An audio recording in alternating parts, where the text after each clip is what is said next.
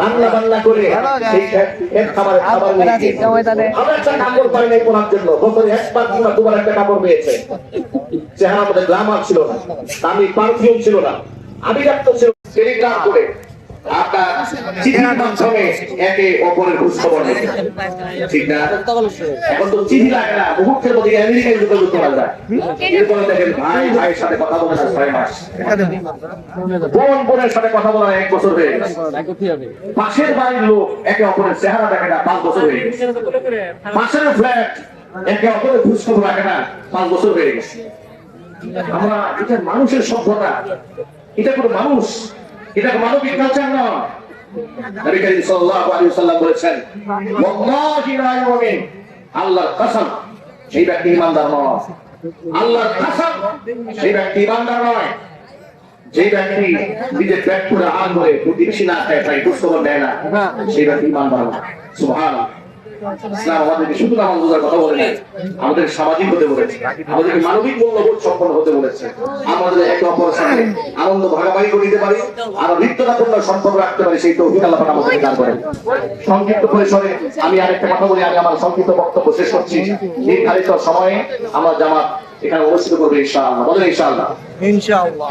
আজকে ঈদ উল ফিতরের দিনে আরেকটা সিদ্ধান্ত আমরা গ্রহণ করব।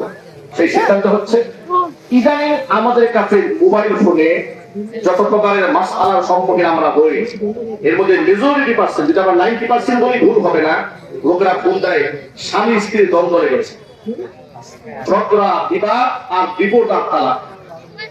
এটা সমাজে এত বেড়েছে, পরকীয়ার হার এত বেড়েছে, অবৈধ রিলেশন এত বেড়েছে।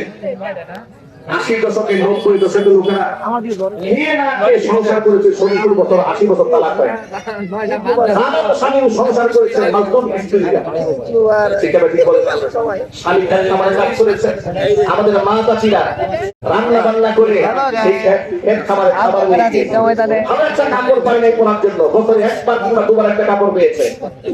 চেহারা মধ্যে গ্লামার ছিল না, দামি পারফিউম ছিল না, আভিজাত্য ছিল। গাড়ি দেন, বাইক দেন, ব্যাগ দেন, মিল ফ্যাক্টরি দিকে দেন, সব উদার করে দিচ্ছেন, কোন ভালোবাসা পাচ্ছেন? ঠিক আছে, দুনিয়া সব দিয়ে দিচ্ছেন, মহব্বত ভালোবাসা। কারণটা এই দূরত্ব কেন তৈরি হলো? কারা তৈরি করলো? স্বামী স্ত্রীর মধ্যে ফাটল কারা তৈরি করেছে? কারা দূরত্ব তৈরি করেছে? এটা পশ্চিমা কালচার তৈরি করেছে, ইহুদি খ্রিস্টানদের কালচার তৈরি করেছে। এরাই কথা করে যান নারীবাদীর নামে আমার মা বোনদের শিক্ষা দেয় পুরুষের অধীনস্থ থাকা যাবে না, পুরুষতান্ত্রিক সমাজের রূপরেখা ভেঙে দিতে হবে, নারী ক্ষমতা বাড়াতে হবে, নারীদেরকে স্বাধীন হতে হবে। স্বাধীনতার নামে তারা পুরুষদের আওতাভুক্ত থেকে নারীদেরকে গণ্ডি থেকে বের করে নিয়ে যেতে চায়। এটা চিন্তার সাথে বলা উচিত। মনে রাখবেন, নারীর সম্মান আল্লাহ দিয়েছেন সীমাহীন, পুরুষের সম্মান দিয়েছেন, তবে নারীর সম্মান ততদিন থাকবে যতদিন নারী তার বাবার অধীনে থাকবে, তার ভাইয়ের অধীনে থাকবে, স্বামীর অধীনে থাকবে, ততদিন তার সম্মান আছে। যে নারী স্বামীর অধীনে থাকে না, তার কোনো সম্মান থাকে না। আপনি 100 কোটি টাকার মালিক হলেও যদি স্বামীর অধীনে আপনি না থাকেন, আপনার তার পয়সা মূল্য সমাজে থাকবেন। সুতরাং আল্লাহ পাক আমার মা বোনদেরকে কথাগুলো বোঝার তৌফিক দেন। আল্লাহ রাব্বুল আলামিন আমাদের সকলকে হেদায়েত কামিলা নসিব করেন। সকলে জোরে বলুন আমিন। এতক্ষণ পর্যন্ত যে কথাগুলো বলেছি, সবার আগে আল্লাহ তাআলা আমাকে, আমার ভাইদেরকে, মা বোনদেরকে সকলকে আমল করার তৌফিক দান করেন।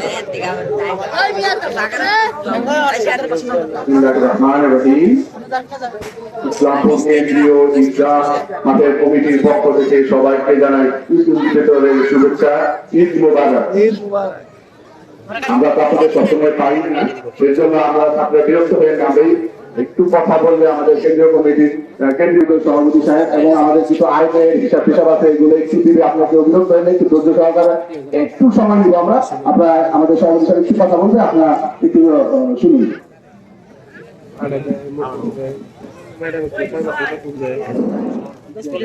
আলহামদুলিল্লাহি মিনাশ শাইতানির রাজিম, বিসমিল্লাহির রহমানির রহিম।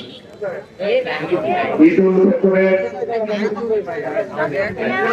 ঈদ মুবারক জানিয়ে আমি আমার কথা শেষ করছি, তোমার কথা আরম্ভ করছি। আসসালামু আলাইকুম ওয়া রাহমাতুল্লাহি ওয়া বারাকাতুহু। আজকে ইসলামপুর কেন্দ্রীয় ঈদগাহ মাঠে যারা উপস্থিত হয়েছেন, আমরা কত বিগত দিনের হিসাবগুলি আপনাদের সামনে পেশ করব, আপনারা মনোযোগ সহকারে শুনবেন। ইতিমধ্যে আমরা মাঠের কাজ আরম্ভ করেছি।